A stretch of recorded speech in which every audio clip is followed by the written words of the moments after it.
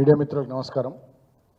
పెద్దలు ఆర్ఎస్ ప్రవీణ్ గారు ఇందాక చెప్పినటువంటి విషయం చాలా బాధాకరమైనది.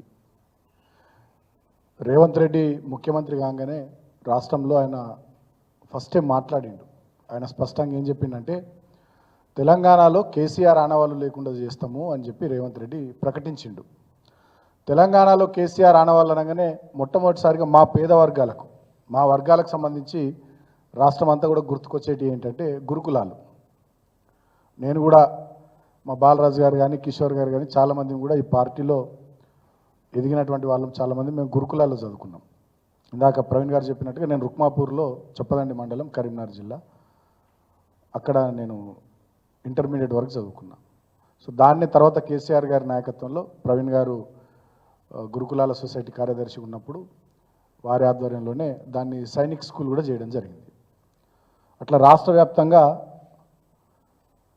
సుమారు 1000కి పైగా గురుకులాలను కేసీఆర్ గారి నాయకత్వంలో బ్రహ్మాండంగా లక్షలాది మంది సుమారు 10 లక్షల వరకు విద్యార్థులకు నాణ్యమైన మెరుగైన ఈ పోటీ ప్రపంచంలో ఎవరితోనైనా ఢీకొట్టగలిగే సత్తా కలిగినటువంటి విద్యార్థులుగా తయారు చేసే విధంగా బ్రహ్మాండమైనటువంటి బోధన కానీ సేవలు కానీ వాళ్ళకి అందించి ఈ కాంపిటేటివ్ వరల్డ్లో ఎవరితోనైనా కాంపీట్ చేసే శక్తి సామర్థ్యాలు వారికి చేయడం జరిగింది మా ప్రభుత్వ హయాంలో.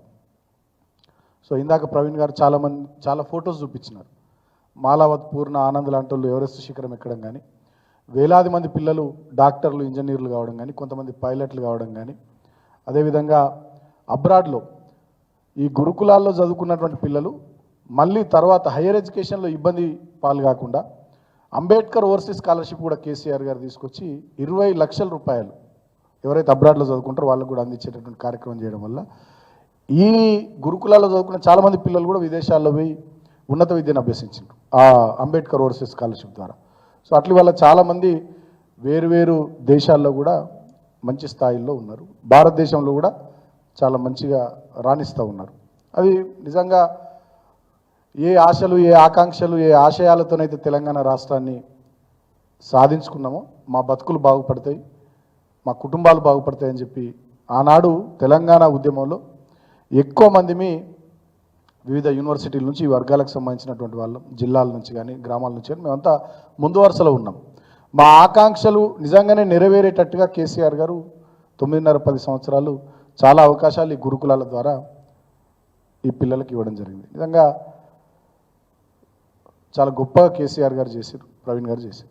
ఇవాళ బాధాకరమైనటువంటి విషయం ఏంటంటే 9.5 సంవత్సరాల మా పాలన అట్లుంటే ఈ 9 నెలల కాంగ్రెస్ పాలనలో రేవంత్ రెడ్డి తన మార్కు చూపిస్తున్నాడు. తన ముఖ్యమంత్రి కాగానే మొదట చెప్పినట్టుగానే కేసీఆర్ ఆనవాళ్ళు లేకుండా చేస్తా అని ఆయన చెప్పినట్టుగానే ఇవాళ గురుకులాలన్నింటినీ కూడా నిర్వీర్యం చేసే కుట్రకు మొదటి రోజు నుండి ఆయన పూనుకున్నాడు. ఎందుకంటే సహజంగానే రేవంత్ రెడ్డి రక్తంలోనే ఫ్యూడలిజం ఉంది, రేవంత్ రెడ్డి రక్తంలోనే పెట్టుబడిదారి విధానం ఉంది, రేవంత్ రెడ్డి రక్తంలోనే నియంతృత్వం ఉంది, రేవంత్ రెడ్డి రక్తంలోనే దేశ్ముఖ్ల ఆలోచనలు ఉన్నాయి. ఈయన ఒక నయా దేశ్ముఖ్ లాగా ఇవాళ తయారై బడుగు బలహీన దళిత గిరిజన వర్గాల వ్యతిరేకిగా మారిపోయి ఇవాళ ఆ వర్గాలు గొప్పగా ఈ గురుకులాల ద్వారా ఎదుగుతున్నారు కాబట్టి వాళ్ళని అణిచేసేటటువంటి కార్యక్రమం, ఆ గురుకులాల్ని నిర్వీర్యం చేయడం ద్వారా దెబ్బగొట్టే కార్యక్రమాన్ని పెట్టుకున్నాడు. అందుకనే మీరు గమనించినట్టయితే ఆయన ఒక ఉపన్యాసంలో చాలా స్పష్టంగా చెప్పిండు రేవంత్ రెడ్డి. ఏమన్నాడు? ఈ గురుకులాల వల్ల మానవ సంబంధాలు దెబ్బతింటున్నాయని అన్నాడు. నేను ఒక మాట అడుగుతున్నా రేవంత్ రెడ్డి, మీ తమ్ముడు ఎప్పుడు అమెరికాలో స్థిరపడ్డాడు? నీ కుటుంబ సంబంధాలు దెబ్బతినలే? మీ కుటుంబాలకి వెళ్ళి మీ వాళ్ళు తరాలకు తరాలు పోయి విదేశాలలో ఉంటే చదువుకుంటే ఉద్యోగాలు చేస్తే అక్కడ స్థిరపడితే మీ కుటుంబాల్లో మానవ సంబంధాలు దెబ్బతినాయి, ఇంకా దగ్గరైతాయా? ప్రేమలు పెరుగుతాయా మీకు?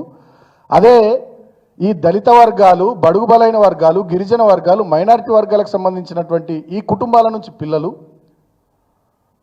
ఉండి లేక, ఉన్నత చదువులు చదువుకునే స్తోమత లేక, ఊళ్ళల్లో ఆర్థిక పరిస్థితి సహకరించక, అక్కడి వాతావరణం అనుకూలించక ప్రభుత్వం ఇచ్చినటువంటి ప్రోద్బలంతో పక్క నియోజకవర్గంలోనో, పక్క జిల్లాలోనో, పక్క మండలంలోనో గురుకులాల్లో చదువుకుంటే ఈ కుటుంబాల్లో మానవ సంబంధాలు దెబ్బతింటాయి.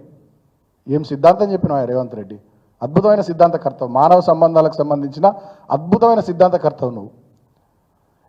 అంతకుముందు కూడా ఎవరు చెప్పుండరు ఇట్లా. అంటే బురద జల్లడం స్టార్ట్ చేసి ఒక థాట్ను ఫ్లోట్ చేసి తెలంగాణ సమాజంలో మెల్లగా మెల్లగా ఆ ఆలోచనను తీసుకొని పోతున్నాడు.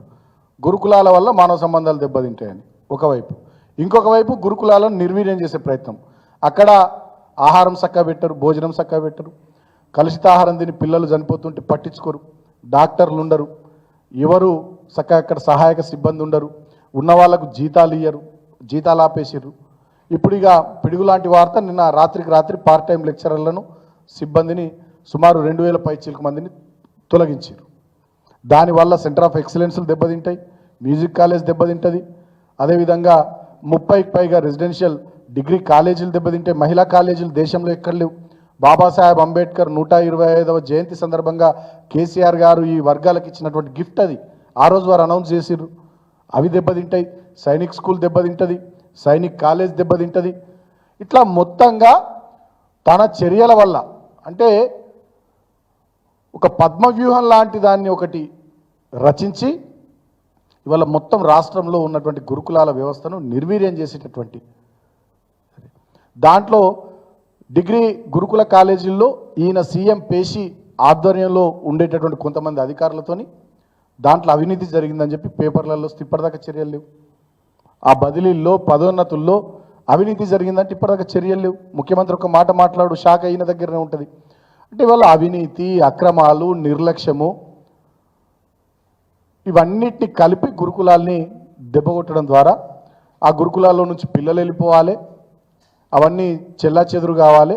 మళ్ళా ఉమ్మడి ఆంధ్రప్రదేశ్ రాష్ట్రంలో ఎటువంటి ఉన్నత చదువులకు కానీ మామూలు చదువులకు కానీ నోచుకొని దళిత కుటుంబాలు, బహుజన కుటుంబాలు, గిరిజన కుటుంబాలు ఎట్లుండేనో ఊళ్ళల్లో ఆ పరిస్థితులు తీసుకురావాలనే ఒక ఫ్యూడలిస్టు ఆలోచనతోని, ఒక నయా దేశ్ముఖ్ ఆలోచనతోని రేవంత్ రెడ్డి గురుకులాలను దెబ్బకొడుతున్నాడు.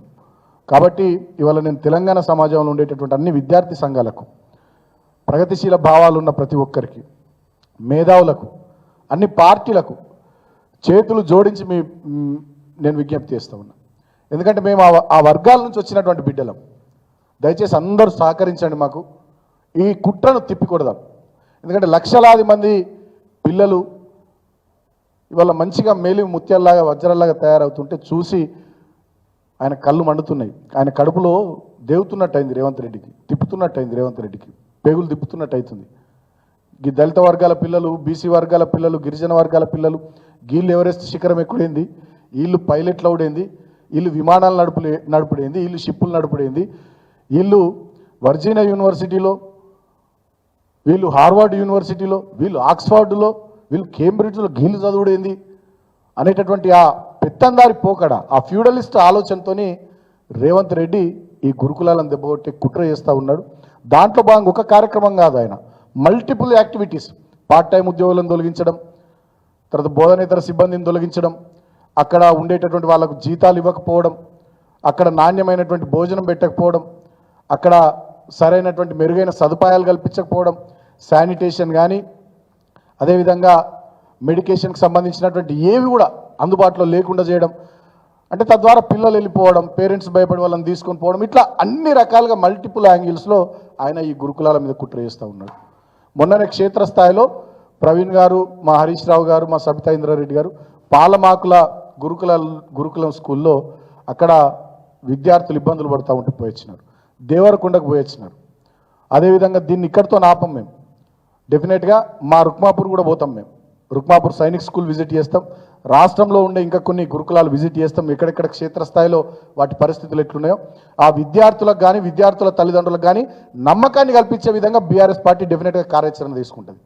ఇప్పుడు ఈ పార్ట్ టైం ఉద్యోగులను తొలగించిన దాని విషయంలో కూడా ప్రభుత్వం పునరాలోచన చేయకపోతే డెఫినెట్గా పెద్దలు కేసీఆర్ గారి దృష్టికి తీసుకొని పోయి, మా వర్కింగ్ ప్రెసిడెంట్ కేటీఆర్ గారి దృష్టికి తీసుకొని పోయి దీని విషయంలో కూడా ఒక కార్యాచరణ ఖచ్చితంగా బీఆర్ఎస్ పార్టీ తీసుకుంటుంది. ఈ వర్గాలకు డెఫినెట్గా మేము అండగా ఉంటాం. ఎవరు లేరని మీరు అనుకుంటున్నారు, దిక్కుమొక్కు లేని జనం ఒక్కొక్కరు అగ్నికణం బిడ్డ రేవంత్ గుర్తుపెట్టుకో. డెఫినెట్గా నీ పాపం పండింది. ఎక్కడ ఏలు పెట్టద్దో, ఎవరితోనూ గోక్కోవద్దో నువ్వు వాళ్ళతోనే పెట్టుకుంటున్నావు. నీ ఆలోచన అర్థమవుతుంది. కేసీఆర్ ఆనవాళ్ళు జరిపేస్తాను నువ్వు అన్నావు, ఇవాళ గురుకులాలు వెనుకబడ్డావు. లాస్ట్కు ఎంత దారుణం, ఎంత దుర్మార్గమైనది ఈయన పద్ధతి, ఈయన ప్రవర్తన. అంబేద్కర్, డాక్టర్ బాబాసాహెబ్ అంబేద్కర్ ఈ దేశానికి రాజ్యాంగాన్ని అందించాడు. ఆయన జీవితం అంతా అణగారిన వర్గాల కోసం, తాడిత పీడిత జనం కోసం, మహిళల కోసం, కార్మిక కర్షక వర్గం కోసం, ఈ దేశం బాగుండడం కోసం ఆయన చివరి దాకా పోరాటం చేసి కష్టపడ్డాడు. అటువంటి డాక్టర్ బాబాసాహెబ్ అంబేద్కర్ గారి 125వ జయంతి సందర్భంగా ఆనాడు ప్రభుత్వంలో మేము ఉన్నాం కాబట్టి కేసీఆర్ గారు ప్రపంచంలోనే ఎక్కడ లేనటువంటి 125 అడుగుల డాక్టర్ బాబాసాహెబ్ అంబేద్కర్ విగ్రహాన్ని హైదరాబాద్ నడిబొడ్డున పెట్టిండు. అదేవిధంగా కొత్తగా నిర్మించిన తెలంగాణ సచివాలయానికి డాక్టర్ బాబాసాహెబ్ అంబేద్కర్ పేరు పెట్టిండు. ఈయన ఎంత మూర్ఖుడంటే, ఎంత దుర్మార్గుడంటే, ఇప్పటిదాకా ఈయన ఆ 125 అడుగుల డాక్టర్ బాబాసాహెబ్ అంబేద్కర్ విగ్రహం దగ్గరికి పోలే. కారణం ఏంది? కేసీఆర్ గారు పెట్టిరు కాబట్టి పోలే. మరి నేను అడుగుతా ఉన్నా, కేసీఆర్ గారు పెట్టిరు కాబట్టి డాక్టర్ బాబాసాహెబ్ అంబేద్కర్ విగ్రహం దగ్గరికి పోలే. మరి సచివాలయం కేసీఆరే కట్టిండు కదా, దానికి కూడా డాక్టర్ బాబాసాహెబ్ అంబేద్కర్ పేరే పెట్టిండు కదా, మరి బిడ్డ దాంట్లో ఎందుకు కూకుంటున్నావు? కేసీఆర్ ఆనవాళ్ళు జరిపేస్తా, కేసీఆర్ గుర్తులను దుడిచేస్తా అని అంటున్న నువ్వు కేసీఆర్ పెట్టిండు కాబట్టి డాక్టర్ బాబాసాహెబ్ అంబేద్కర్ విగ్రహం దగ్గరికి పోతలేవు. మరి కేసీఆర్ కట్టిన సచివాలయంలో దానికి కేసీఆర్ ఆ పేరు పెట్టిండు, డాక్టర్ బాబాసాహెబ్ అంబేద్కర్ పేరు. మరి దాంట్లో ఎందుకు కూర్చుంటున్నావు? అంటే ఒక మతి స్థిమితం లేని వ్యక్తిలాగా, ఇవాళ ఒక కుట్రపూరితమైనటువంటి వ్యక్తిలాగా ఇవాళ ఈ ముఖ్యమంత్రి ప్రవర్తిస్తున్నాను. నేను మళ్ళీ చెప్తా ఉన్నా, కనకపు సింహాసనమున శునకము కూర్చుండబెట్టి దొనరగ పట్టము కట్టిన వెనక శుభముహూర్తాన లగ్నం చేసి దొనరగ పట్టము కట్టిన వెనకటి గుణమేలమాను వినరా సుమతి అన్నట్టుగానే ఉంది. అంటే వీళ్ళకు అర్హత లేనోళ్లకు అవకాశాలు వస్తే ప్రజలకు మంచి చేసుడు పక్కకు పెట్టి ప్రతిపక్షాల మీద కుట్రలు, దాడులు, వ్యక్తిగతమైనటువంటి క్యారెక్టర్ అసాసినేషన్ కథలు, ఈ రకమైనటువంటి చిల్లర ప్రయత్నాల్లో ఆయన ముందుకు పోతూ ఉన్నాడు తప్ప ప్రజలు ఇచ్చినటువంటి బాధ్యతను గుర్తెరిగి ప్రజా సంక్షేమము, ఈ ప్రాంత అభివృద్ధి కోసం ఆయన పనిచేస్తలేడు. ఆయన ఆలోచన విధానం చాలా స్పష్టంగా అర్థమైపోతూ ఉంది.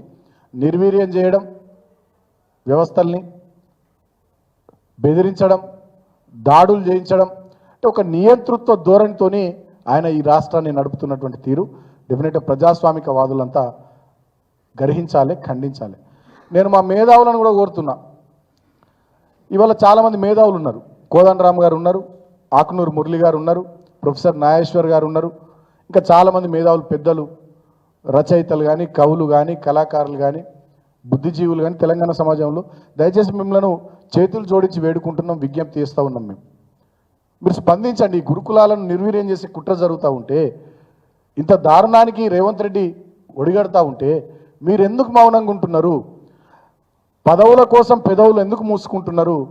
కోదండరామ్ గారు స్పందించుండ్రి, ఆకునూరు మురళి గారు స్పందించుండ్రి, ఇతర మేధావులందరూ కూడా స్పందించాలని నేను కోరుతా ఉన్నా. వామపక్ష పార్టీలు ఇవాళ మీరు సిపిఐ అలయన్స్లో ఉన్నారు, కాంగ్రెస్ పార్టీ అలయన్స్లో, మరి మీరేం చేస్తూ ఉన్నారు? సిపిఎం పార్టీ మరి మీరు కూడా మాట్లాడాలి. గురుకులాలు నిర్వీర్యం అవుతూ ఉంటే మీరు ఎందుకు మాట్లాడడం లేదు? దయచేసి అందరం కూడా కలిసికట్టుగా మాట్లాడదాం, ఈ గురుకులాలను కాపాడదాం.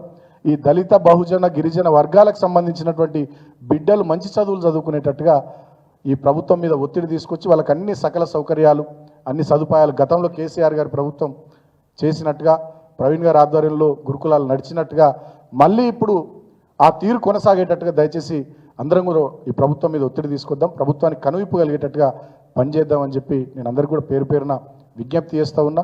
ఇది మా అప్పీల్. అదేవిధంగా ప్రభుత్వాన్ని కూడా మేము డిమాండ్ చేస్తూ ఉన్నాం, డెఫినెట్గా ఈ పార్ట్ టైం ఉద్యోగులను మీరు తొలగించిన నిర్ణయాన్ని వెనక్కి తీసుకోవాలి.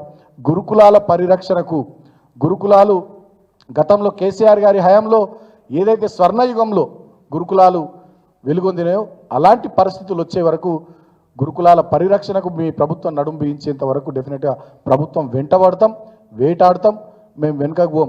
రేవంత్ రెడ్డి నువ్వు కేసులు పెట్టినా, బెదిరించినా, ప్రవీణ్ కుమార్ గారిని, గువల్ బాలరాజు గారిని, బాల్క సుమన్ను, మాలాంటి వాళ్ళను కట్టడి చేయాలని చూసినా